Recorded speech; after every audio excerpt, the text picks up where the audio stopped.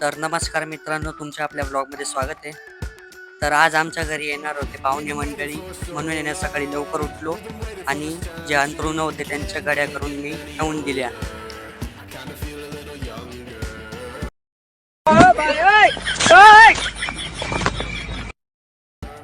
मग आपल्या रोजच्या सारखंच सकाळी क्लासवरून आलो.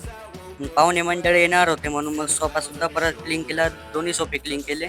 आणि हा जो तबला आहे ना, हा मी इथं मुद्दामून ठेवलेला आहे, म्हणजे काय पाहुणे मंडळी म्हणायला पाहिजे की बहुत जरासा तबला वाजून दाखव, म्हणून मी हा तबला इथे ठेवून दिला.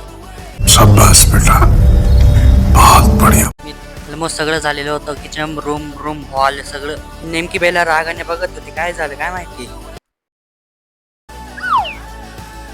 मग आम्ही गावामध्ये गेलो होतो, आम्हाला एक काच घ्यायची होती. बाबा काही ना काही करत होते, तुम्ही पण पहा. तू समझा? हाँ. नहीं, तू समझा नहीं. मग आमच्या घरी पाहुणे आले, तुम्ही पाहू शकता.